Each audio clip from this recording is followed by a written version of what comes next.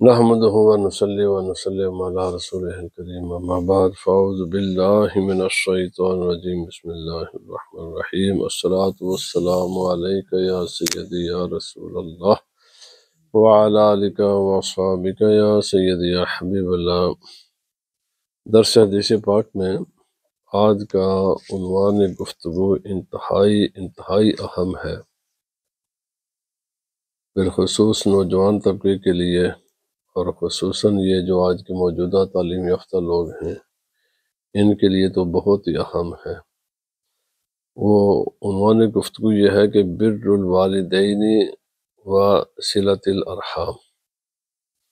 ماں باپ کے ساتھ حسن سلوک، نیک معاملہ کرنا اور رشتہ داروں کو آپس میں ملا کر رکھنا اور ان کے ساتھ صلہ رحمی کرنی، یہ آج کا عنوان گفتگو ہے، اور یہ اسلام کے اہم ترین مسائل میں سے ایک مسئلہ ہے، اور بڑی اہم ترین ذمہ داریوں میں سے ہر مسلمان کے کندھے پر یہ ایک بڑی ذمہ داری ہے۔ قرآن پاک کی پہلے آیات اور اس کے بعد انشاءاللہ العزیز عرض کی جائیں گی۔ اللہ پاک نے فرمایا وَاعْبُدُوا اللَّهَ وَلَا تُشْرِكُوا بِهِ شَيْئًا، اللہ کی عبادت کرو، اللہ کے ساتھ کسی کو شریک نہ ٹھہراؤ، وَبِالْوَالِدَيْنِ إِحْسَانًا، ماں باپ کے ساتھ اچھا سلوک کرو، وَبِذِي الْقُرْبَى وَالْيَتَامَى، رشتہ داروں کے ساتھ اور یتیموں اور مسکینوں اور رشتہ دار پڑوسی، اور جو تمہارے غیر رشتہ دار پڑوسی ہیں اور جو تمہارے نیکسٹ جو آپ کے لوگ ہیں، اور مسافروں کے ساتھ، اور اپنے جو تمہارے ماتحت لوگ ہیں ان کے ساتھ حسن سلوک کرو۔ وَاتَّقُوا اللَّهَ الَّذِي تَسَاءَلُونَ بِهِ وَالْأَرْحَامَ، اللہ رب العزت نے فرمایا اس خدا سے ڈرتے رہو کہ جس کا نام لے کر تم ایک دوسرے سے سوال کرتے ہو، اور رشتہ داروں کے معاملات میں ایک دوسرے سے ڈرتے رہو، یعنی اس کا حق ادا کرو، اپنے رشتہ داروں کو جوڑ کر رکھو، انہیں ہمیشہ ان کے حقوق ادا کرو۔ اور اللہ پاک نے فرمایا وَالَّذِينَ يَصِلُونَ مَا أَمَرَ اللَّهُ بِهِ أَن يُوصَلَ، اور وہ لوگ جو جوڑ کر رکھتے ہیں اس کو جس کے جوڑنے کا خدا نے حکم دیا ہے۔ اور اللہ پاک نے فرمایا وَوَصَّيْنَا الْإِنسَانَ بِوَالِدَيْهِ حُسْنًا، ہم نے انسان کو حکم دیا ہے کہ وہ اپنے ماں باپ کے ساتھ اچھا سلوک کرے۔ اور پھر اللہ پاک نے فرمایا وَقَضَىٰ رَبُّكَ أَلَّا تَعْبُدُوا إِلَّا إِيَّاهُ وَبِالْوَالِدَيْنِ إِحْسَانًا، تیرے رب کا مخاطب اے سننے والے، یہ تیرے رب کا حکم ہے کہ اللہ کے سوا تو نے کسی کی عبادت نہیں کرنی، اور ماں باپ کے ساتھ اچھا سلوک کرنا ہے۔ اما یبلغن عندک الکبر احدہما أو کلاہما فلا تقل لهما اف ولا تنہرہما، اگر تیرے ہوتے ہوئے دونوں یا دونوں میں سے کوئی ایک بڑھاپے کی عمر کو پہنچ جائیں تو ہرگز انہیں اف تک بھی نہیں کہنا، اور نہ ہی انہیں جھڑکنا ہے۔ وَقُلْ لَهُمَا قَوْلًا كَرِيمًا، اور جب بھی ان کے ساتھ بات کرنی ہے تو بات انتہائی نرم لہجے میں، انتہائی خوبصورت، انتہائی کریمانہ، انتہا درجے کی خوبصورت الفاظ، تیرا رویہ اور یہ ساری چیزیں بات چیت اور معاملات میں تو نے ان سے مزید ایکسٹرا ان کے ساتھ گڈ ہونا ہے۔ اور اللہ رب العزت نے فرمایا کہ گفتگو خوبصورت کرنی ہے، کریم بات کریں، وَاخْفِضْ جَنَاحَ الذُّلِّ لَهُمَا جَنَاحَ الذُّلِّ مِنَ الرَّحْمَةِ، اور ان کے لیے رحمت کے اپنے بازو کو بچھا دینا ہے، یعنی ان کے ساتھ صرف جب وہ بڑھاپے کو پہنچے تو صرف انتہا درجے کا شفیقانہ، مشفقانہ اور رحیمانہ معاملہ ان کے ساتھ کرنا ہے۔ وَقُلْ رَبِّ ارْحَمْهُمَا كَمَا رَبَّيَانِي صَغِيرًا، ان کے لیے دعا بھی کرنے کہ یا اللہ پاک جس طریقے سے میں بالکل چھوٹا سا تھا اور بڑی محبت کے ساتھ، مشفقت کے ساتھ، رحم کے ساتھ انہوں نے میری پرورش کی ہے، اب یہ بڑھاپے کو پہنچ گئے ہیں اور اب یہ ان پر کمزوری طاری ہو گئی ہے، تو میرے مولا تو بھی ان پر رحم فرما، تو ان کے لیے جو بات چیت، گفتگو، معاملات میں نرمی کے ساتھ ساتھ پھر ان کے لیے دعائیں بھی کرنی ہیں۔ وَوَصَّيْنَا الْإِنسَانَ بِوَالِدَيْهِ، اور اللہ پاک نے فرمایا ہم نے حکم دیا ہے انسان کو اپنے والدین کے ساتھ حسن سلوک کا۔ حَمَلَتْهُ أُمُّهُ وَهْنًا عَلَى وَهْنٍ وَفِصَالُهُ فِي عَامَيْنِ، اور تیری ماں نے اس کو اٹھائے رکھا اپنے پیٹ میں، بڑی تکلیفیں، بڑی مشقتیں، ایک کے بعد دوسری مشقت آتی، اس کے باوجود اس نے تجھے اٹھائے رکھا اتنا عرصہ، اور پھر اس نے تجھے اپنی چھاتیوں کا دودھ پلایا اور تجھے اپنا خون جگر دے کر تیری پرورش کی ہے۔ وشکر، فرما نشکر لی والی والدیک، بندے میرا بھی شکر ادا کرنا ہے اور اپنے والدین کا شکر بھی ادا کرنا ہے۔ کتنی قرآن مقدس کی آیات ہیں کہ تمام مقامات پر اللہ رب العزت نے اپنی عبادت کے بعد فوراً بعد اپنے ماں باپ کے ساتھ حسن سلوک کا حکم دیا ہے، اور تمام اللہ رب العزت نے پھر سبحان اللہ یا فرمایا شکر، میرے شکر کے بعد اپنے ماں باپ کا بھی شکر ادا کرنا ہے۔ تو کبھی بھی اپنے ماں باپ کی خدمت سے تو عہدہ برا نہیں ہو سکتا، ہمیشہ شکر گزار بن کر رہنا ہے۔ نافرمانی اور ان کے ساتھ بد سلوکی تو دور کی بات ہے، ہمیشہ ہی ان کا شکر گزار بن کر رہنا ہے۔ حضرت ابو ہریرہ رضی اللہ تعالی، حضرت عبد الرحمن عبداللہ بن مسعود رضی اللہ تعالی عنہ روایت کرتے ہیں کہ میں نے رسول اللہ صلی اللہ علیہ وسلم عرض کیا کہ یا رسول اللہ صلی اللہ علیہ وسلم، اللہ کو تمام اعمال میں سے سب سے پسندیدہ عمل کون سا ہے؟ تو نبی پاک صلی اللہ علیہ وسلم نے فرمایا الصلاۃ علی وقتہا، اعمال میں سب سے محبوب عمل جو اللہ کی بارگاہ میں ہے، جو سب سے پیارا پسندیدہ عمل ہے اللہ کی بارگاہ میں، وہ ہے انسان نماز اپنے وقت پر ادا کرے۔ میں نے عرض کیا یا رسول اللہ صلی اللہ علیہ وسلم، اور اس کے بعد جو سیکنڈ نمبر دا بیسٹ عمل ہے اللہ کی بارگاہ میں سب سے پسندیدہ عمل ہے، اللہ تعالیٰ چاہتا کہ میرا بندہ یہ عمل کرے، وہ کیا ہے؟ تو نبی پاک صلی اللہ علیہ وسلم نے فرمایا اپنے ماں باپ کے ساتھ حسن سلوک، یعنی اللہ کی عبادت کے بعد سب سے بڑی جو چیز ہے جو اللہ کی بارگاہ میں جو وہ ماں باپ کے ساتھ حسن سلوک ہے۔ میں نے عرض کیا یا رسول اللہ صلی اللہ علیہ وسلم، پھر اس کے بعد کیا فرمایا؟ جہاد فی سبیل اللہ۔ حضرت ابو ہریرہ رضی اللہ تعالی عنہ راوی نے فرمایا رسول اللہ صلی اللہ علیہ وسلم فرمایا کوئی بھی بچہ، اولاد، لڑکا، کوئی بھی اولاد اپنے ماں باپ کا حق ادا کر ہی نہیں سکتی، اتنے زیادہ ان کے حقوق ہیں، اس قدر اولاد پر ان کی ذمہ داریاں زیادہ ہیں کہ حق ادا ہی نہیں کر سکتے۔ فرمایا ہاں ایک یہ ہے کہ ماں باپوں غلام اور بچہ اولاد ان کو خریدے اور خرید کر دے آزاد، یعنی اتنا بڑی ذمہ داری اٹھائے تو پھر شاید امید ہے کہ اللہ تعالیٰ اس کے حقوق معفو فرمایا تم نہیں ادا کر سکتے، ان کے بہت زیادہ حقوق ہے۔ اور فرمایا حضرت ابو ہریرہ رضی اللہ تعالیٰ عنہ ہی اس کے راوی ہیں، آپ نے فرمایا کہ رسول اللہ صلی اللہ علیہ وسلم فرمایا جس انسان کا خدا تعالیٰ کی ذات اور قیامت پر ایمان ہے اس کو چاہیے کہ وہ اپنے مہمان کی عزت کرے، اور جس انسان کا خدا تعالیٰ کی ذات اور قیامت پر ایمان ہے اس کو چاہیے کہ اپنے رشتہ داروں کو ملا کر رکھے، جوڑ کر رہے، ان کو ملائیں اپنے ساتھ، ان کے ساتھ اپنے تعلقات کو قائم رکھے۔ وَمَنْ كَانَ يُؤْمِنُ بِاللَّهِ وَالْيَوْمِ الْآخِرِ فَلْيَقُلْ خَيْرًا أَوْ لِيَصْمُتْ، اور جس انسان کا اللہ سبحانہ و تعالی اور قیامت پر ایمان ہے اس کو چاہیے کہ جب بھی بات کرے تو اچھی بات کرے، اگر اچھی بات کرنے کے لیے اس کے پاس کچھ نہیں ہے تو خاموش رہے، خاموش تو رہ سکتا ہے، یہ تو کوئی بڑا مسئلہ نہیں ہے۔ اس زبان کو غلط یوز کرنا، مس یوز کرنے کی کسی بھی صورت میں اجازت نہیں ہے۔ رسول اللہ صلی اللہ علیہ وسلم نے فرمایا جب اللہ رب العزت نے یہ ساری کائنات بنائی، مخلوق بنائی اور سب مخلوق بنا دی تو اس وقت رحم اللہ کی بارگاہ میں کھڑا ہو گیا، اللہ کی بارگاہ میں عرض کیا کہ یا اللہ پاک تیری بارگاہ ہی ہے جہاں پناہ لی جاتی ہے، تو ہی ہے جہاں پر ہر پریشان حال آ کر اپنے پریشانی عرض کرتا ہے، ہر مصیبت زدہ جس کی طرف رجوع کرتا ہے، ہر تیری ہی ذات ماوا ملجا ہے۔ یا اللہ پاک تو نے مجھے ایک ایسی چیز بنا دیا ہے میں تیری ہی ذات سے ہی مدد مانگتا ہوں۔ تو فرمایا یا اللہ پاک یہ جو رشتے قائم کیے ہیں تو نے، کسی کو ماں بنا دیا، کسی کو باپ بنا دیا، کسی کو بیٹا بنا دیا، کسی کو بیٹی بنا دیا، کسی کو بھائی بنا دیا، کسی کو بہن بنا دیا، کسی کو شوہر بنا دیا، کسی کو بیوی بنا دیا، کسی کو دادا بنا دیا، کسی کو دائی، اتنے رشتے تو نے بنا دیے ہیں، اور ساتھ حکم دیا کہ ان کو جوڑ کر رکھنا ہے۔ یہ میرا بانجا ہے، یہ میرا ماموں ہے، یہ میرا چاچا ہے، یہ میرا تایا ہے، یہ فلاں ہے، یہ فلاں۔ یا اللہ پاک یہ تو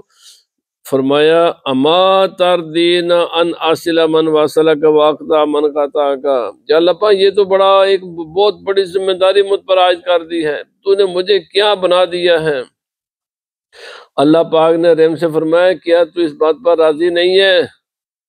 کہ جس نے تجھے جوڑ کر رکھا میں اسے جوڑ کر رکھوں گا، اور جو تجھے کاٹے گا میں اس کو کاٹ کر رکھ دوں گا۔ اتنا بڑا، اتنی بڑی، اللہ رب العزت نے فرمایا جو تجھے جوڑے گا اسے میں جوڑوں گا، تو جو تجھے توڑے گا اسے میں توڑوں گا۔ فرمایا فکر نہ کر،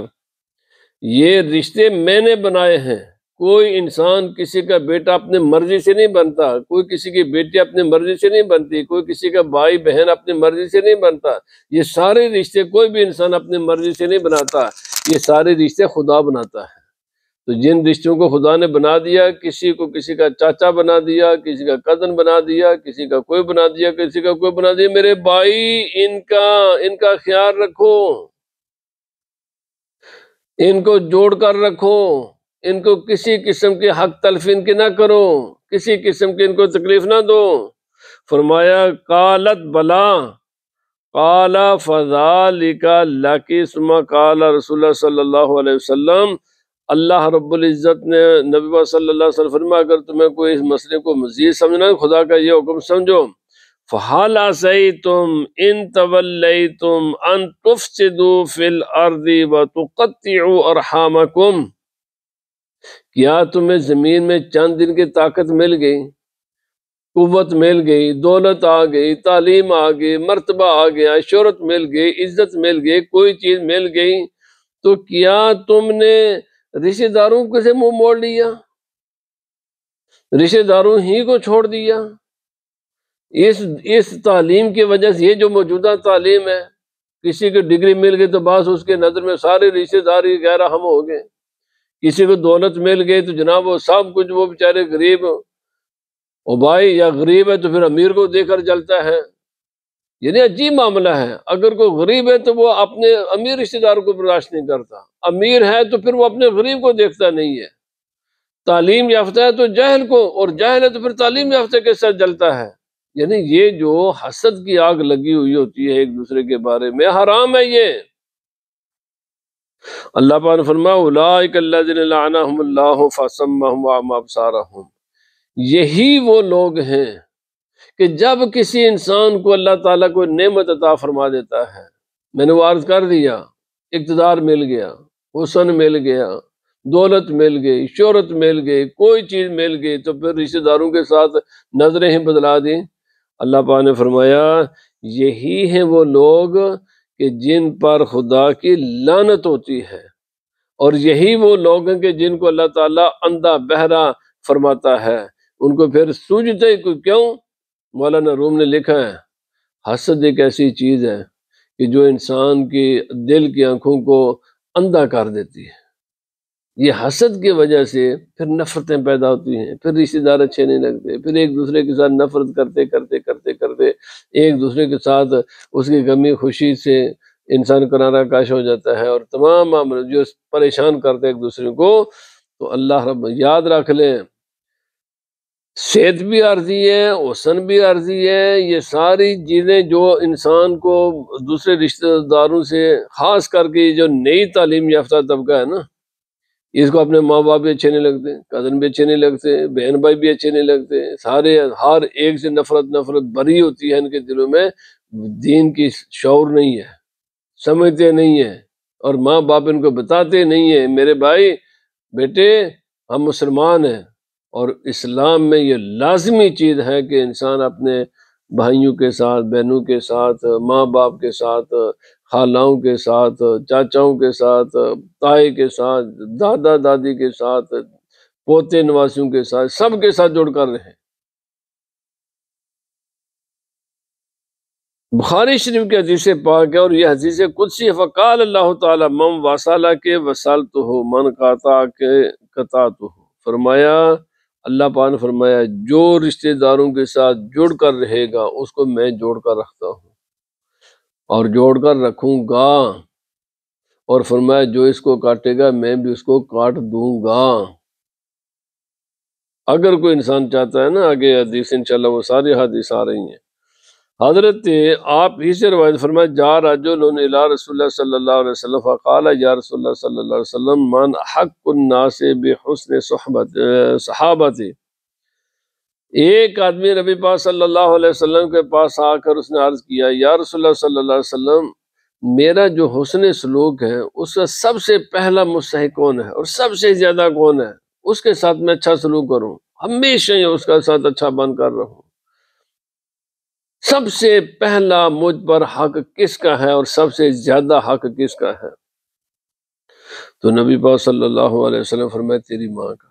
پھر اس نے عرض کیا ماں کے بعد؟ آپ نے فرمایا تیری ماں کا۔